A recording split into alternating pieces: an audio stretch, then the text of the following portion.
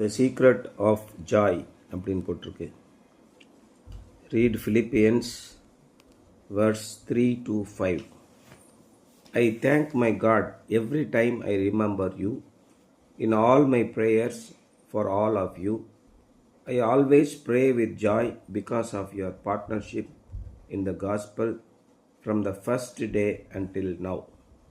நான் எப்பொழுதெல்லாம் ஜெபம் பண்ணுகிறேனோ என்னுடைய எல்லா ஜெபத்திலும் நான் உங்களை நினைவு கூறுகிறேன் அப்படின்னு சொல்லி சொல்கிறாரு. ஏன்னா உங்களை நினைக்கும் போதே எனக்கு அவ்வளோ சந்தோஷமாக இருக்கிறது. அந்த பிலிப்பியர் பட்டணத்தில் இருந்தவங்கள நினச்சி அப்படி சொல்கிறாரு. Paul's letter to the Philippian church is a missionary thank you letter, but it is also the sharing of Paul's secret of Christian joy. இந்த பிலிப்பியருக்கு பவுல் எழுதின லெட்டர் ஒரு நன்றி தெரிவிக்கும் கடிதமாக இருந்தது. ஒரு மிஷனரி எழுதக்கூடிய நன்றி தெரிவிக்கும் கடிதம். அதே நேரத்தில் கிறிஸ்துவுக்குள்ள அவருடைய சந்தோஷத்தின் ரகசியம் என்ன என்பதையும் அவர் பகிர்ந்து கொண்டதாக இருந்தது அப்படின்னு சொல்கிறார். த unusual thing about the letter is this. இந்த கடிதத்தை குறித்த வழக்கத்திற்கு மாறான ஒரு காரியம்னா, there appeared to be no reason for him to be rejoicing. இங்கே அவர் சந்தோஷப்படுவதற்கு எந்த ஒரு காரணமும் இருப்பதாகவே தெரியல அவர் எழுதுனதில். He was a Roman prisoner and his case was coming up shortly. அவர் ஒரு ரோம சிறை கைதியாக இருந்தார். அவருடைய வழக்கு விரைவில் விசாரிக்கப்பட இருக்கிறது. He might be acquitted or he might be beheaded. அவரை விடுதலையாக்கலாம் அல்லது அவருடைய தலையை வெட்டி விடலாம். இதில் ரெண்டில் எதுனோ ஒன்று நடக்க போகுது. The believers at Rome where he was being held were divided. ரோமாபுரியிலே இருந்த அந்த விசுவாசிகள் இரண்டு விதமாக பிரிந்திருந்தார்கள். அங்கே தான் அவரை சிறை கைதியாக வச்சுருக்காங்க. Some were for him and some were against him. அவர் ரெண்டு விஷயத்துலையுமே சந்தோஷப்படுறார். நான் அதில் போகிறார் பாரு, நான் இவ்விரண்டிலும் நான் நெருக்கப்படுகிறேன். இந்த தேகத்தை விட்டு கிறிஸ்துவுடனே இருக்க எனக்கு ரொம்ப ஆசை உண்டு. சீக்கிரமாக என்னை கொன்றுவாங்க, நான் கிறிஸ்துவிடத்திலே போய் விடுவேன்னு மிகுந்த சந்தோஷத்தில் இருக்கார். ஆனாலும் நான் இந்த உலகத்திலே இருப்பதனாலே நான் இந்த சரீரத்திலே தரித்திருப்பது உங்களுக்கு அதிக அவசியம். ஏன்னா என் மேலே ரொம்ப அதிகமாக பாசமாக இருக்கிறீங்க. ரெண்டு விஷயத்திலே அவருக்கு சந்தோஷம். நான் செத்தாலும் சந்தோஷம், நான் உயிரோடு இருந்தாலும் சந்தோஷம். அதான் சொல்கிறேன், கிறிஸ்து எனக்கு உயிர், சாவு எனக்கு லாபம் அப்படிங்கிறார். ஏன்னா கிறிஸ்து தான் எனக்கு எல்லாமே. என்னுடைய வாழ்க்கை முழுவதும் கிறிஸ்து தான். அவர் என்னோடு கூட இத்தனை வருஷம் நடந்து வந்திருக்கிறார். இப்போ நான் யாருடைய சீடனாக இருக்கேன்? வானத்தையும் பூமியும் சர்வ வல்லமையும் உள்ள ஒரு தேவன் படைத்த சர்வ வல்லமையுள்ள ஒரு தேவன், மகா சக்தி, அவருடைய சீடனாக நான் இருக்கிறேன். நான் பட்ட கஷ்டம்லாம் அவருக்காகப்பட்டேன். இயேசு கிறிஸ்து என்னோடு கூட இவ்வளவு நாள் வந்தார். அவருடைய புண்ணியங்களை அறிவிக்கும்படி என்னை தெரிந்து கொண்டார். ஒவ்வொரு விஷயத்திலையும் சந்தோஷப்படுறார். இதெல்லாம் என்ன சொல்கிறாரு? அவருடைய புண்ணியங்களை அறிவிக்கப்பட்ட இதுக்காக நம்மை தேர்ந்தெடுத்திருக்கிறார். கிறிஸ்துவின் புண்ணியங்களை அறிவிக்கும்படி நம்மளை தேர்ந்தெடுத்திருக்கிறார். ஆனால் இதில் சிலர் பொறாமையினாலும், சிலர் விரோதத்தினாலும், சிலர் நல் மனதினாலும் கிறிஸ்துவை பிரசங்கிக்கிறார்கள். நிறைய பேருக்கு என்ன அப்படின்னா, இந்த கிறிஸ்துவை பிரசங்கிப்பது, கிறிஸ்துவைக்காக வாழ்வது என்பது ஒரு சம்பார்த்தனை, ஒரு சம்பளம் வருவதற்கான ஒரு வழி, ஒரு பிழைப்பு கிடைத்த ஒரு வேலை அப்படின்னு நினைக்கிறாங்க. அதை மகிழ்ச்சியாக செய்யலை. பவுல் வாழ்ந்த காலம் முழுவதும் ஒன்றிலும் குறைவுபடாமல் இருந்தார். இந்த இடத்துல வந்தோடனே எனக்கு அந்த ஞாபகம் வந்துச்சு. எதுக்கு படுறாங்கன்னா, சாவு வந்தாலும், ஏனெனில் கிறிஸ்துவனிடத்தில் விசுவாசிக்கிறதுக்கு மாத்திரமல்ல, விசுவாசம் என்பது முதலாம் படிநிலைன்னு சொன்னார்ல. கிறிஸ்துவனிடத்தில் விசுவாசிக்கிறதுக்கு மாத்திரமல்ல, அவர் நிமித்தமாக பாடுபடுகிறதற்கும் உங்களுக்கு அருளப்பட்டு இருக்கிறது அப்படின்னு இந்த இதை பார்த்தோன்னே அந்த 4 நிலைகளில் அடுத்த நிலை எனக்கு ஞாபகத்துக்கு வந்துச்சு. நீங்கள் இதனிடத்தில் கண்டதும் எனக்கு உண்டென்று இப்பொழுது கேள்விப்படுகிறதுமான போராட்டமே உங்களுக்கு உண்டு. கிறிஸ்துவை உண்மையாக நேசிக்கிறவர்கள் எல்லாருக்கும் போராட்டங்கள் உண்டு. அந்த போராட்டத்திலே இறைவன் நம்மளோடு கூட இருப்பார், நம்மோடு கூட இருக்கிறார் என்பதை மறுபடியும் உறுதிப்படுத்துவார். அதனாலே அவர் ரொம்ப சந்தோஷப்படுறார். 2 ஸ்டேஜ்லேயும் நான் சந்தோஷப்படுறேன் அப்படிங்கிறாரு. In fact some of the Christians even wanted to make things more difficult for the apostle. ஒருத்தன் போய் பிஜேபியில் சேர்ந்து பணம் கொடுக்குறான், ஒருத்தன் போய் அவருக்கு எதிராக வேலை செய்கிறான். பிஜேபியில் போய் சேர்றவன் இந்த பாஸ்டரை பற்றி போட்டு கொடுக்குறான். இதானே இன்றைக்கி தமிழ்நாட்டில் அப்பட்டமாக நடக்குது.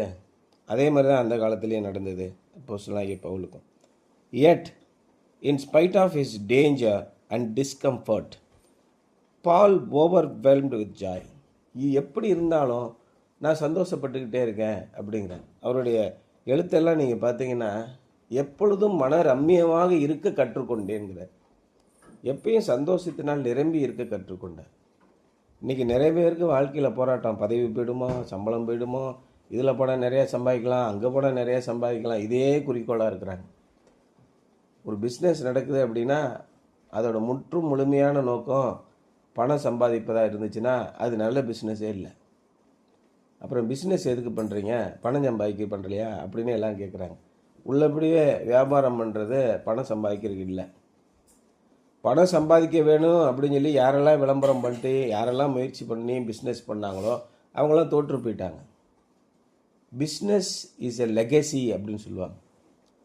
அது ஒரு சாம்ராஜ்யம் மாதிரி. அது நீங்கள் நல்லது செய்கிறதுனால you should add value to your business. எப்பயுமே பிஸ்னஸில் தான் நீங்கள் செய்கிற ஒரு தொழிலுக்கு மதிப்பை நீங்கள் கூட்டணும். என்ன விதமாக தொழில் செய்கிறீங்க சார்? அப்படி நாங்கள் தொழில் செய்கிறதில்ல, வேண்டாம் எங்களுக்கு, நாங்கள் இது மாதிரியே குறைந்த வருமானத்தில் செஞ்சுட்டு போகிறோம். நீங்கள் எப்போ சொன்னாலும் இதுதான் சார், என்ன காசு சம்பாதிக்காமல் அப்புறம் என்ன பண்ண போகிறீங்க? உழைப்பதற்கு சம்பாத்தியம் வந்தால் போதுங்க, பேய் மாதிரி அலைஞ்சா அது தேவையில்லாத ஒரு விஷயம். இது ரொம்ப முக்கியமான ஒரு பாயிண்ட். இந்த நிலை இருந்துச்சுன்னா நிச்சயமாக ஊழியமும் சரி பிஸ்னஸும் சரி சந்தோஷமாக இருக்கும். இன்றைக்கி எந்த இடத்துலலாம் ஊழியக்காரங்க நாசமாக போனாங்கன்னா பணத்தை பின்பற்றி போன ஒருத்தன் கூட உருப்படல. Not even a single person. Paul ஆனால் அதை செய்யவே இல்லை, ரொம்ப எச்சரிக்கையாக இருந்தார். அதனால் எப்பயும் மன ரம்மியமாக இருக்க கற்றுக்கொண்டேன் அப்படின்னு சொல்லி சொல்கிறேன். In spite of his danger and discomfort, Paul overflowed with joy. The secret of Christian joy is found in the way we believers think, our attitudes. கிறிஸ்தவ சந்தோஷத்தின் ரகசியம் என்பது நாம் சிந்திக்கும் அதே விதத்திலேயே இருக்கிறது. அவர் ஆட்டிடியூட்ஸ், நம்மளது மனப்பாங்கு எப்படி இருக்கிறது. as we think so we are. அதான் இதில் நீதிமொழிகள் எழுதியிருக்கிற மாதிரி நம்ம எப்படியெல்லாம் சிந்திக்கிறோமோ அப்படி தான் நம்ம இருப்போம். நம்முடைய சிந்தனை எதை குறித்து இருக்கிறது? அதான் இயேசு சொன்னார், உங்களுடைய பொக்கிஷங்களை எங்கே வைங்க? பரலோக ராஜ்யத்தில் வைங்க. அப்பொழுது உங்களுடைய சிந்தனையும் பரலோக ராஜ்யத்தில் இருக்கும். உங்களுடைய பொக்கிஷங்களை நீங்கள் பூலோகத்தில் வச்சிங்கன்னா உங்கள் பொக்கிஷமும் பூலோகத்திலே இருக்கும். நீங்கள் இதை மனசில் வச்சுட்டு அனலைஸ் பண்ணி பாருங்கள். நம்முடைய சகோதரர்களாக இருக்கட்டும், சபைக்கு வரக்கூடிய உறுப்பினர்களாக இருக்கட்டும், உங்களை சந்திக்கக்கூடிய ஒவ்வொரு ஆட்களாக இருக்கட்டும், அவங்கள யோசனை பண்ணி பார்த்தீங்கன்னா அவங்களுடைய முற்றும் முழுதுமான நோக்கம் எல்லாமே பணம் சம்பாதிப்பு. நீங்கள் படிக்கிறது எதுக்கு? பணம் சம்பாதிக்கிறது. நல்லா வாழ்க்கையில் செட்டில் ஆகிட்டோம்னா அப்படின்னா என்ன அர்த்தம்? நிறைய பணம் சம்பாதிச்சு நீங்கள் செட்டில் ஆகிட்டீங்க, பணம் வீடு எல்லாம் கட்டிட்டிங்கன்னா நீங்கள் செட்டில்டு. நல்லா தான் சம்பாதிச்சான், நல்லா தான் வீடெல்லாம் கட்டினா, என்னமோ தெரில வாய் ஒரு மாதிரியே போயிட்டான் அப்படின்னு எத்தனையோ பேரை பற்றி சொல்லியிருக்கேன். மன ரம்மியமாக எப்போ இருப்பீங்க? உங்களுடைய எண்ணமும் சிந்தனையும் மேலாக இருக்கும் பொழுது. அதான் இயேசு சொன்னார், முதலாவது first seek ye first the kingdom of God. எல்லாரும் சொல்லுவாங்க, மனப்பாடமாக தெரியும். முதலாவது தேவனுடைய ராஜ்யத்தையும் அவருடைய நீதியும் தேடுங்கள், பின்பு இவைகள் எல்லாம் உங்களுக்கு கூட கொடுக்கப்படும். சண்டே கிளாஸ்லேருந்து சொல்லிக்கிட்டே வந்தாச்சு. ஒருத்தன் கூட அதை நம்ப மாட்டான், ஒருத்தன் கூட அதை ஏற்றுக்கொள்ள மாட்டான். நீங்களும் அப்படி இருக்காதீங்க. அதுதான் அவர் சொல்கிறார். முதலாவது தேவனுடைய ராஜ்யத்தை, நீங்கள் எதை செய்தாலும் முதலாவது அவர்கிட்ட போய் சொல்லுங்கள். காலையில் தூங்கி எழுந்திரிச்ச உடனே ஆண்டவர்கிட்ட பேசிக்கிட்டே இருங்க. ஆண்டவரே, இந்த நாளை கொடுத்ததுக்காக நன்றி, என்னுடைய வேலைகள்லாம் இவ்வளோ இருக்குது, எல்லாவற்றிலும் நீரே முதல்வராகிரும், நான் எப்படி செய்யணும் சொல்லிக் கொடுங்க. மனசில் பேசிக்கிட்டே இருங்க. நான் படுக்கையில் உம்மை நினைக்கும் போது நான் ராத்திரியில் உம்மை நினைக்கும் போது என் படுக்கையை நான் கண்ணீரால் நினைக்கிறேன் அப்படிங்கிறார். ஏன் அவ்வளோ ஆபத்துக்கள் இருந்து ஆண்டவர் காப்பாற்றி கொண்டு வந்து இன்றைக்கி எங்கே இருக்க வேண்டிய என்னை கொண்டு வந்து இங்கே வச்சுருக்காரே அப்படின்னு நினைக்கும் போது அவனுக்கு தாங்க முடியல மனசு. தான் தாவீது ராஜாவுடைய ஜெபம். 24 மணி நேரம் அந்த சிந்தனையிலே இருக்கான். மகா பெரிய வெற்றியை அடைந்தான். அதே மாதிரி நிச்சயமாக உங்களுக்கு மகா பெரிய வெற்றியை தேவன் கொடுப்பார். மகா பெரிய சந்தோஷத்தையும் நிம்மதியும் கொடுப்பார். ஒரு மனுஷனுக்கு எது வெற்றி அப்படின்னு நீங்கள் பார்த்தீங்கன்னா, எல்லாற்றிலையும் எந்த சூழ்நிலை வந்தாலும் மனரம்மியமாக இருப்பது தான் மிகப்பெரிய வெற்றி. ஒரு படத்தில் கூட சொல்லுவான்ல, என்ன பண்ண போகிற, இப்படியே ஈஸி சேரில் உட்காந்து ஆட்டிக்கிட்டே இருக்கியே, அப்போ என்ன செய்யணுங்கிற, நல்லா படிக்க வேண்டியதானே, போய் நல்லா படித்து நல்லா வேலைக்கு போகலாம்ல, நல்லா வேலைக்கு போய் நல்லா சம்பாதிக்கலாம்ல, சம்பாதிச்சு இப்படி சந்தோஷமாக இருக்கலாம்ல, இப்போ நாப்பில் என்ன பண்ணிக்கிட்டு இருக்கேன், சந்தோஷமான தானே இருக்கேன் அப்படின்னு சொல்லுவோம் ஒரு படத்தில் இல்லையா. அது மாதிரி இந்த ஒரு ப்ரொஃபஸர் ஒருத்தர் இருப்பார், ரொம்ப அவர் கூட நடிச்சிருப்பார் நடிகர், பெரியசாமி அவர் பேர் என்னது, அவர் விவசாயியாக இருப்பார்.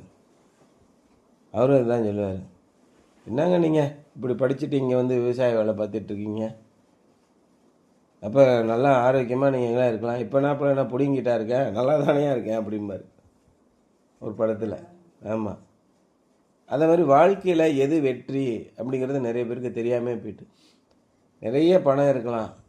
எனக்கு தெரிஞ்ச இந்த விவசாய பொருட்களை எல்லாம் விற்றாங்க, இந்த நெட் சர்ஃபு அது இதுன்னு நிறைய பொருட்கள் நடுவில் ரொம்ப வேகமாக வந்துச்சு.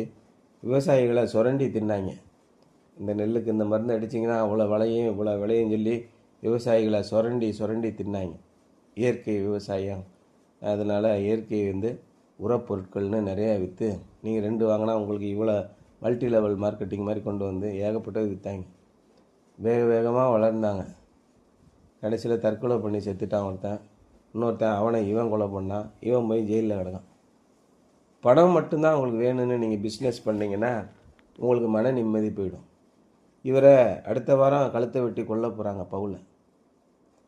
ஒருவேளை கொண்டாலும் கொண்டுருவாங்க, இல்லை அவர் விட்டாலும் விட்டுருவாங்க. 2 நிலைக்கு நடுவில் இப்போ இந்த கடிதம் எழுதுகிறார்.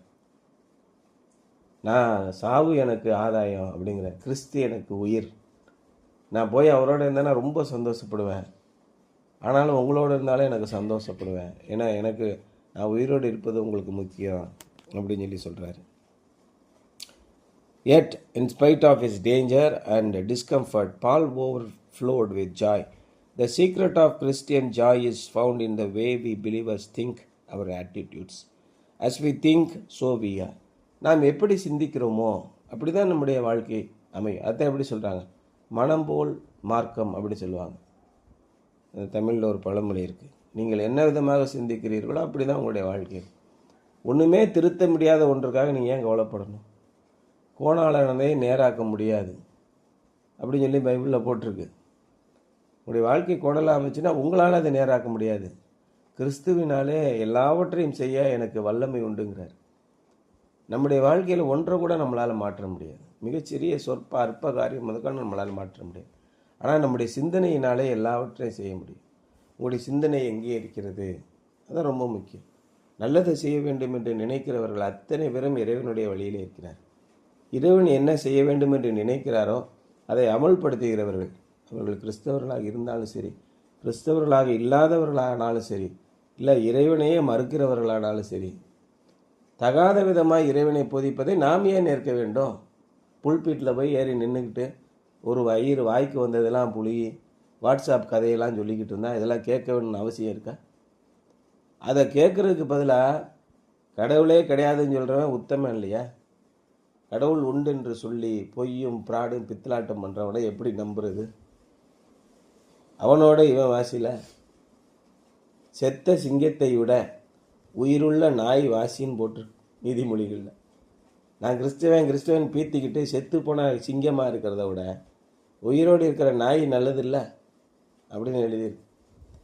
இவர்கள் எல்லாம் கிறிஸ்துவை ஏற்காதவர்களும் இறை மறுப்பு கொள்கை உடையவர்களும் இறைவனுடைய செயல்பாட்டையும் இறைவனுடைய திட்டத்தையும் நடத்துகிறார். கிறிஸ்துவின் பெயரை சொல்லியும் தீமையை விட்டு விலகவில்லை. லஞ்சம், லாவணியம், ஊழல், அடுத்தவன் அடிக்கிறது, கொள்ளையடிக்கிறது, இதே பொழப்பு. எத்தனை பாதிரியார்கள் அப்படி செய்கிறாங்க, எத்தனை கிறிஸ்தவ ஊழியர்கள் அப்படி செய்கிறாங்க. துணிகரமாய் வாழ்கிறாங்க. கிறிஸ்துவின் பேரை சொல்லி லஞ்ச லாவணியத்தில் ஊழலில் புரள்றாங்க. அதை வச்சு தங்களுடைய பிள்ளைகளுக்கு மெடிக்கல் காலேஜில் சீட்டு வாங்குகிறாங்க. மாதம் 1 லட்ச ரூபா கட்டி படிக்க வைக்கிறாங்க. 2 கோடி 3 கோடி லஞ்சம் சம்பாதிச்சு அதில் பிள்ளைய படிக்க வச்சு டாக்டர் ஆகிறாங்க. அவன் எப்பேற்பட்ட டாக்டராக வருவான்? இந்த சமுதாயத்துக்கு அர்ப்பணிப்பு மனப்பான்மையோடு சேவை செய்யக்கூடியவனாக வருவான். தாய் 8 அடி பாய்ஞ்சா குட்டி 16 அடி பாய் அப்படின்னு சொல்லுவாங்க. இந்த சமுதாயத்தை சீரழிப்பதற்கும் கெடுப்பதற்கும் தான் கிறிஸ்தவ மருத்துவர்கள் அன்னைக்கு கிறிஸ்தவ மருத்துவர்கள் எதற்கு வந்தாங்க? தங்களுடைய சொத்தையெல்லாம் விற்று, ஆஸ்தியெல்லாம் விற்று இந்த சமுதாயத்தில் இருக்கிற ஏழை மக்களுக்கு உதவ வேண்டுமே ஓடியாந்தாங்க. இன்றைக்கி இருக்கிற கிறிஸ்தவ மருத்துவர்கள் எப்படி இருக்காங்க? நம்பர் 1 அயோக்கிய பயலுகளாக இருக்காங்க. இதுதான் அவர் சொல்கிறேன். எப்படி மன நிம்மதி உங்களுக்கு வரும்? கோயிலுக்கு காணிக்கை கொடுத்துட்டு கோயிலுக்கு ஃபேன் வாங்கி போட்டால், கோயிலுக்கு லைட்டு வாங்கி போட்டால் உங்களுக்கு மன நிம்மதி வந்துடுமா? வராது. அப்போ மன நிம்மதிக்குரிய சீக்ரெட் என்ன?